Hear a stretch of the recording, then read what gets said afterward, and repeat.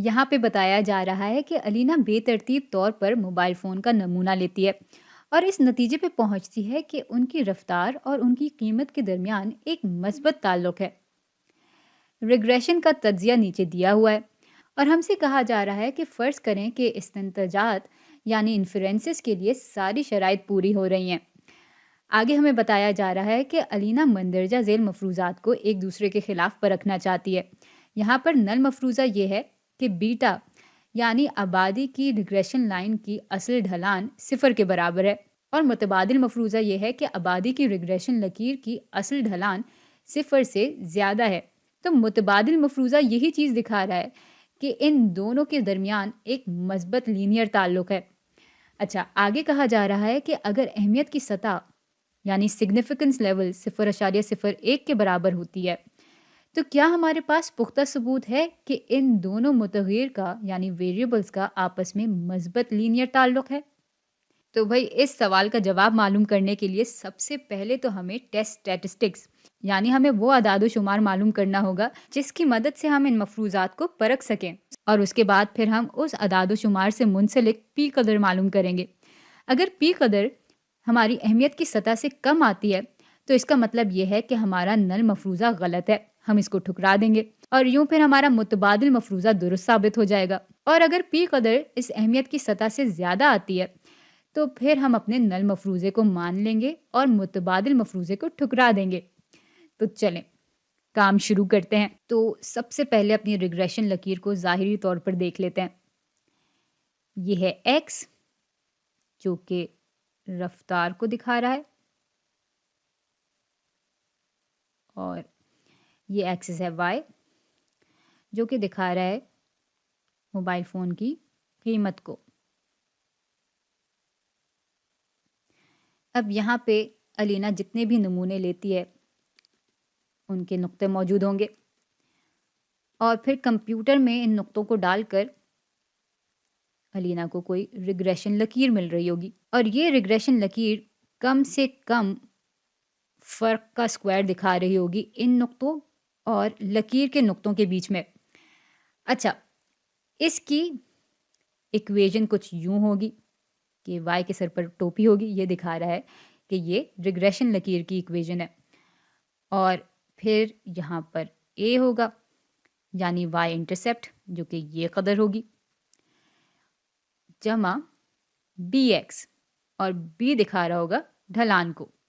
بھائی خانوں میں یہ جو کانسٹنٹ ہے مستقل ہے وہ وائی کو ہی دکھا رہا ہے، تو یہ قدر اے کی ہے، اور یہاں پر کیونکہ رفتار ہے تو یہ قدر بی کی ہے۔ اچھا، اب چونکہ مفروضات میں ہم صرف ڈھلان کی بات کر رہے ہیں تو ٹیسٹ اسٹیٹسٹکس بھی ہم ڈھلان کے لیے ہی معلوم کریں گے۔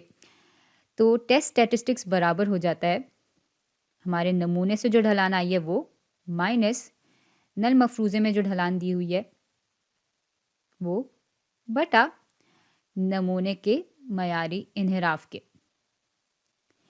لیکن چونکہ ہمارے پاس نمونے کا معیاری انحراف موجود نہیں ہے تو اس کا اندازہ ہم لگائیں گے نمونے کے معیاری خلل سے، جو کہ یہاں پر ہمیں دیا ہوا ہے۔ اب چونکہ ہم ڈھلان کی ہی بات کر رہے ہیں تو ڈھلان کا ہی ہم معیاری خلل لیں گے۔ یہ چیز زی اسٹیٹسٹک ہوتا ہے، لیکن جب ہم اس کی جگہ معیاری خلل استعمال کرتے ہیں تو پھر ہمیں ٹی پھیلاؤ دیکھنا پڑتا ہے، تو ٹی اسٹیٹسٹکس پھر اس چیز کے برابر آ جاتا ہے۔ چلیں پھر اس فارمولے میں اپنی اقدار ڈالتے ہیں، تو بی یہاں پہ برابر ہے اس چیز کے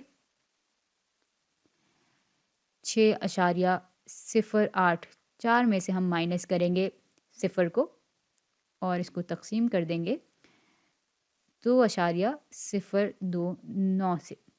اچھا، کیلکولیٹر میں جب ڈال کر ہم اس کو حل کرتے ہیں تو ٹی اسٹیٹسٹکس برابر آ جاتا ہے 2.99 کے۔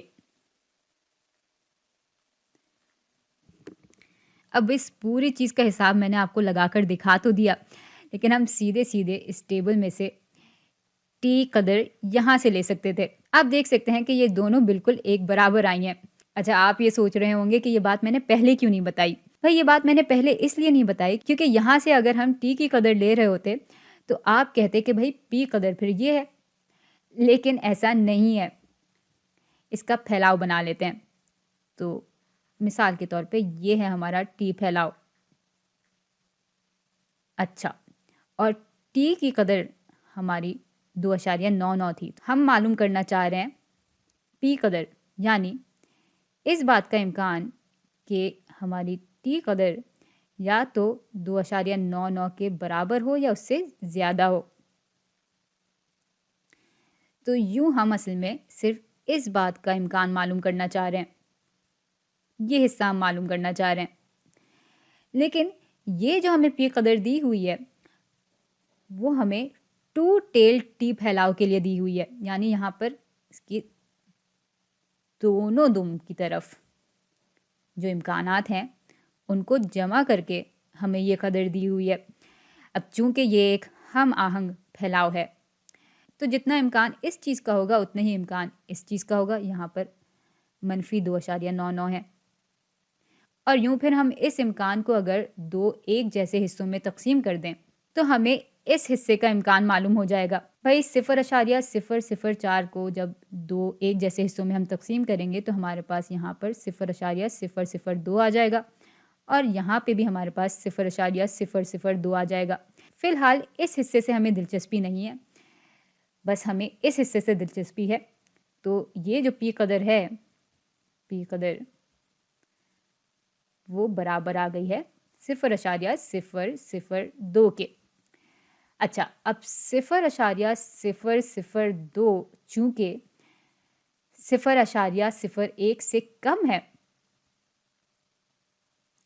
اس لیے ہم اپنے نل مفروضے کو ٹھکرا دیں گے اور متبادل مفروضے کو قبول کر لیں گے، اور یوں ہم کہیں گے کہ ہاں بھائی ہمارے پاس پختہ ثبوت ہے کہ ان دونوں متغیر کا آپس میں مثبت لینئر تعلق ہے، جو کہ ہمارا متبادل مفروضہ دکھا رہا تھا. تو ہم یہاں پر جواب کی صورت میں ہاں لکھیں گے، اور اس چیز کو ہم اپنے ثبوت کے طور پر دیں گے.